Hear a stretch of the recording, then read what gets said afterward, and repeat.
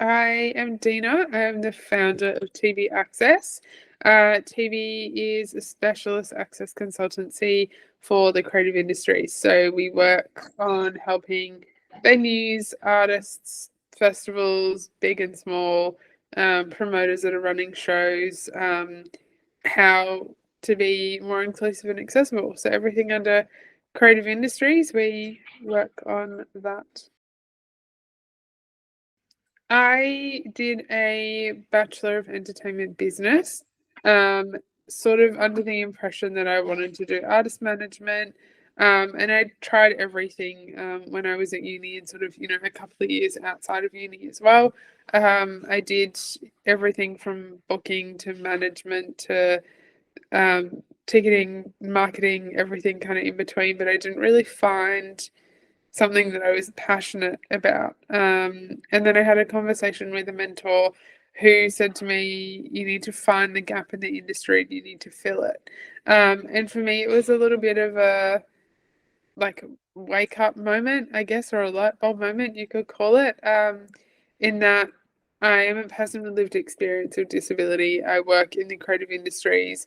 I've experienced my whole life the lack of access that comes in the industry. So that's sort of how TV started for me, and it just kind of grew and grew and grew from there. We started in 2018. As we grow, and I think as any business grows, your goals and um, your ideas change and develop. I don't think our goals have really changed too much from when we started in terms of advocacy and consulting and teaching. But they've definitely developed as we move on, and we sort of see more gaps in the industry and we continue to fill the more gaps. So as we started, obviously we just started with TV. But now, a few years down the track, we now have the agency and we have Group Tunes. It's it's a funny story because I was like looking up words in different like languages and different meanings, and I wanted something really different. And I saw online that TV in Latin means for you, Mm. which fit really nicely because we are for our patrons and our audiences and our our artists and people that we advocate and support. But then when I tried to find it again, I couldn't find it. So I don't actually know if it means for you in Latin or if I just made that up.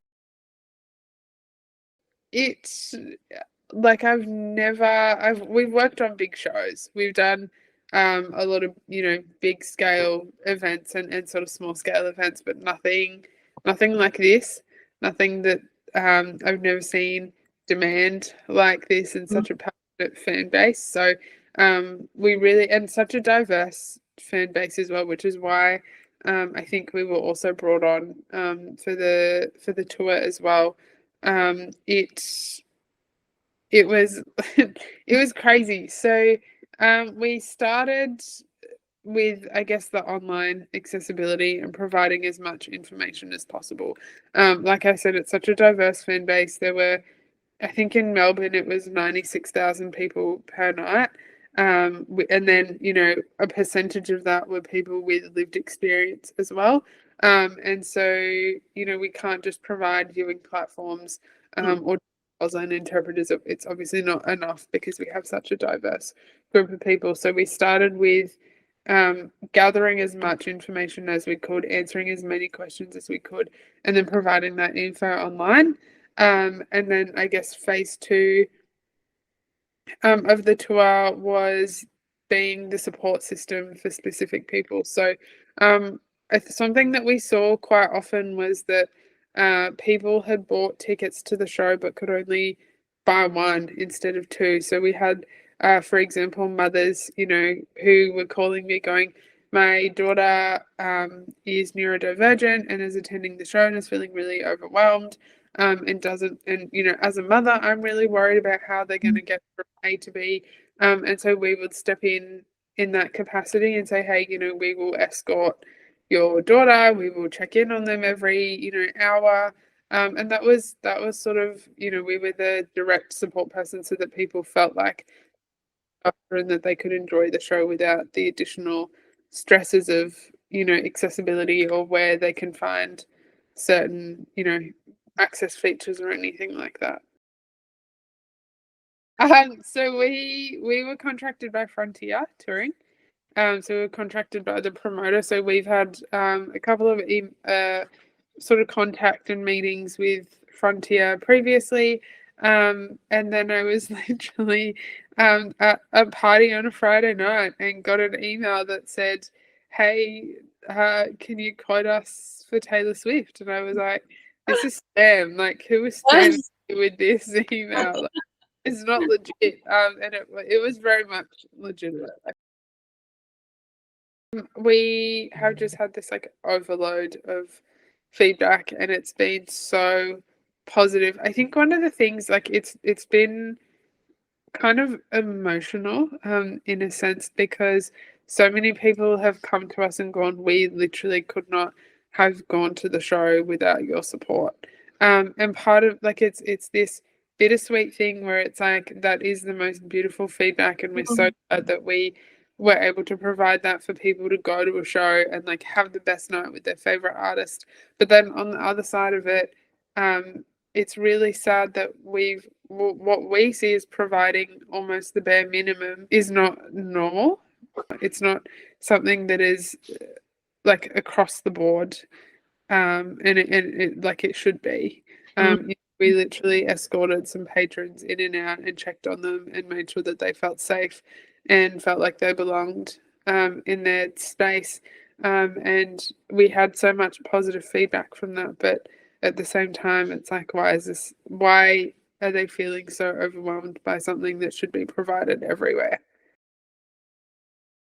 I don't actually hate it at all. She posted, I think, about the accessibility and then posted again that she found out that we were sort of leading that journey for the tour, and then next minute socials are blowing up and like people are requesting us for all these other tours. It was honestly really amazing. And then I funnily ran her at the airport, and I was like, "Hi, I'm Dina." And just looked at me like, I don't know who that is. And I was like, from TV. And she goes, "Oh my gosh." And I just, like, so thankful to her because she, put us on the map a little bit more. And now more people know, especially within the community. She was definitely the right person to see it and the right person to share it because now the community know who we are and know that, we're available for them. They need that support. So many aspects of the business that I love. A little bit more superficial, I love our branding. Our branding and our colors, I just think it's so like young and fun. Accessibility just looks like this boring, serious. I love that. Um, I love sort of the little, sister businesses that we've created from something so small. So Groove Tunes was obviously born from the idea of TV, and then same with the agency. Um, I love the clients that we've, created, and I love that something that I'm really proud of is that we're really flexible with who we work with. So we can work with someone as big as Frontier, but we can also work with someone, like a smaller venue or a small local event. We want to make sure that accessibility is accessible for everyone. We offer a range of different services, so we can do sort of mystery. We call it like a mystery patron. And we send patrons in to do audits of events or venues. We provide different types of training. So we do online training, which is sort of catered to like your marketing and comms teams. We do disability awareness training. We do sort of just general access training within the creative industries. So we have a lot of different training sort of things and workshops that we're able to provide to people. Obviously, we do consulting. We do website audits and audit your website, make sure that your online access is up to scratch or as up to scratch as possible. And there's sort of a range of different things that we can provide, and we work really closely with our clients to tailor to exactly what they need. The ultimate dream. I mean, I would love to keep touring, and like we just had so much fun and just really loved what we did. So sort of touring with other people and continuing to do that and expand into other events. Obviously continue everything that we're doing, but extend the team is also really nice. You know, being a one woman show for a little while gets a little bit lonely, and now that I sort of am starting to build my team, it's really nice. We would love to start taking group tunes around the country, and you know, continue to grow that as well. We have obviously so two of the sister businesses now. Hopefully there's no more. Yeah. Who knows? I never know. I never Yeah. know. Start with something else and then add it on. So next time we chat, I might have. Yeah, like 3 more. Yeah, yeah. Who Yeah. knows? It would be that accessibility is achievable for everyone, or every person has a journey. Accessibility doesn't happen overnight, which I think a lot of people think, but it is a journey. Sometimes it takes 5 years, sometimes it takes 2 years, sometimes it takes a few months. It's really dependent on, you know, where you're at as a business, but you can start at any point. There's no right or wrong start point to start.